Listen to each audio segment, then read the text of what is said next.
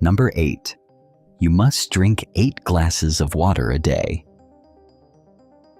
You've probably forced yourself to drink water even when you weren't thirsty, just to hit that magic number 8 glasses a day. Sounds healthy, right? It's not. In fact, this concept dates back to 1945 when the U.S. Food and Nutrition Board recommended that adults should consume approximately 2.5 liters of fluid per day.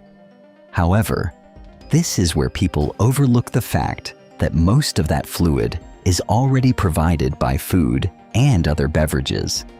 Somehow, that became drink 8 full glasses of water, and it became a thing.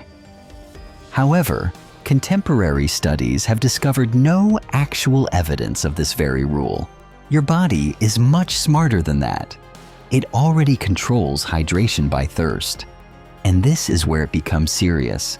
Excessive water forcing may be even more hazardous. It can lead to a condition called hyponatremia, where your blood sodium levels get dangerously low. In severe instances, it has even led to deaths, particularly among endurance athletes. The fact is straightforward. Our coffee matters. Your fruits count. Even your meals are counted. You don't need a rule. You need to listen to your body. Number 7. Eggs. Raise your cholesterol. Eggs had a terrible reputation in nutrition over the years. Individuals actually thought that consuming eggs every day was akin to plugging your arteries with cotton balls, and it was reasonable at the time. Approximately 186 milligrams of cholesterol are found in one egg yolk. So the logic was simple. Eat cholesterol, raise cholesterol, increase heart disease risk. That is why some organizations, such as the American Heart Association, used to advise people to only eat a few eggs per week. But the science didn't hold up. What researchers later discovered is that dietary cholesterol doesn't significantly impact blood cholesterol for most people. The real problem? Saturated fats, not eggs. Several large studies have now demonstrated that consumption of 1 or even 2 eggs per day does not pose a risk of heart disease in healthy people. Actually, eggs are rich in nutrients, quality protein, vitamins, and even brain-supporting compounds. So, eggs didn't change. Number 6. Detox diets. Clean your body. Juice cleanses. Detox teas. 3-day resets. They all claim the same thing. Flush out toxins and give your body a clean slate. Sounds scientific, but it's not. Your body already has an inbuilt detox system, and it is working 24/7. Your liver breaks down harmful substances. Waste is filtered by your kidneys. It is removed by your lungs and your skin.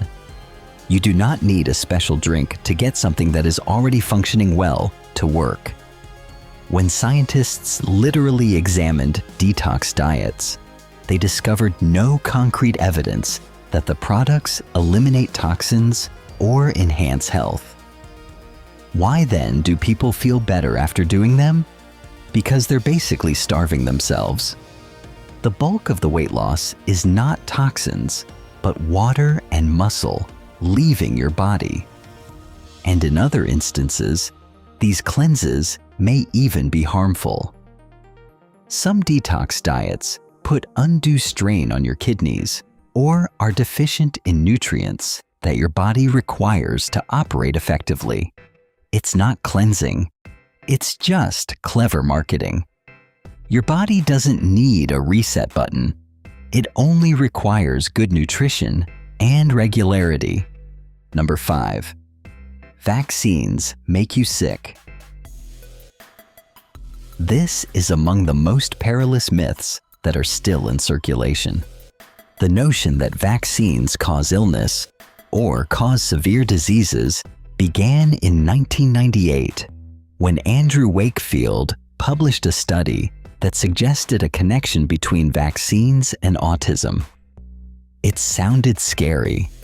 Parents panicked. However, there was a major issue. The research was a total fraud. It was founded on a small sample, doctored statistics, and was subsequently withdrawn in its entirety. Wakefield even lost his license to practice medicine. However, at this point, it was too late. Scientists have since then gone the extra mile to prove this assertion. Millions of children have been studied in massive studies that have found no connection between vaccines and autism. Why then do some individuals get ill after a shot? Your immune system is working. A sore arm, a mild fever. That's your body learning how to fight the virus, not getting infected by it. Vaccines don't make you sick. They exercise your body in such a way that you do not fall seriously ill in the future. Number 4. Sugar makes kids hyperactive. You've seen it before. Children are at a party eating cake, and all of a sudden, they are jumping off the walls. The majority refer to it as a sugar rush. Science refers to it in another way. Scientists conducted several double-blind experiments in which a portion of children received sugar and the rest received a placebo. The twist?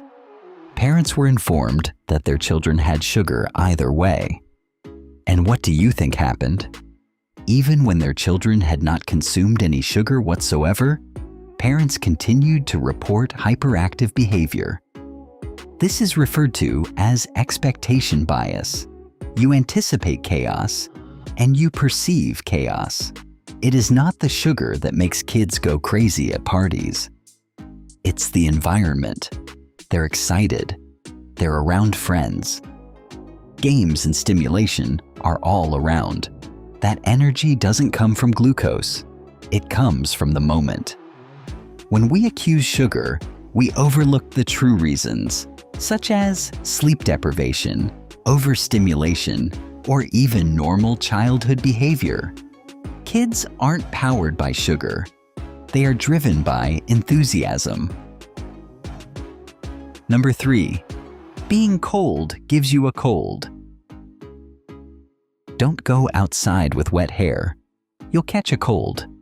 Nearly every person has heard this as a child, but it is all wrong. Being cold does not make you sick. Viruses make you sick. Viruses, most commonly rhinoviruses, infect your respiratory system and cause the common cold. Temperature alone can't do that. You might go out in the freezing weather, and as long as there is no virus around, you will not fall ill. Why then do people fall sick more during winter? It's not the cold, it's what comes with it. When it's cold outside, people stay indoors, close together, in poorly ventilated spaces. It is then much easier to spread viruses. Cold air may also dry your nose passages, which somewhat undermines the first line of defense of your body. Yet, it does not cause illness by itself. No virus, no cold. So it's not the weather you should worry about. It's the exposure. Number 2, humans only use 10% of their brain. This one is exciting. The notion that you are only using 10% of your brain and that the other 90% is just waiting to be opened. More intelligence, more focus, perhaps even superhuman powers? There's just one problem. It's completely false. This myth is commonly attributed to Albert Einstein, who never said it. It must have been a misunderstanding of psychological concepts in the 1900s, and it was distorted over the years to become, we only use 10%. This notion is totally ruined by modern brain scans. Scientists can now view brain activity in real time using tools such as fMRI, and it turns out that nearly all parts of the brain are busy during the day, even when you are resting or sleeping. Your brain is busy all the time. It coordinates movement, processes information, regulates your heartbeat, and creates memories. And here is the greatest evidence: brain injuries. Even minor injuries to certain regions may lead to severe issues such as speech, movement, or memory loss. Had 90% of your brain been useless, that would not be the case. You're not running on 10%. You're already using the whole thing. Number 1. Shaving makes hair grow back thicker. Nearly everybody thinks so. You shave and the hair is thicker, darker, and grows back quicker. It feels real. But it's not. This myth dates back to almost 100 years, when individuals realized that hair that had been shaved was rough and coarse as it grew back. But that is only an illusion. When you shave, you are cutting the hair on the surface, leaving a blunt edge. When it grows out, that blunt end is sharper and thicker than the natural tapered end of uncut hair. But beneath the skin, all is the same. The growth of hair occurs in the follicle, which is deep beneath the surface. And shaving doesn't touch the follicle at all. It implies that it does not affect thickness, color, or growth rate. Genetics and hormones control those things, not your razor. Research dating back to the 1920s and reaffirmed numerous times since has shown no difference in hair growth following shaving. Then, the next time it is thicker. It is only your senses deceiving you. Now, these myths have been in existence for decades, even centuries. And the crazy part is that they are still believed by millions of people without any questioning. That's how powerful repetition is. Now you understand. Then the next time you hear someone say one of these facts, you will know what is really true and what is a really good story. Like, subscribe, and stay, because the next video could reveal something you still think is right at this moment. And trust me, you won't see it coming.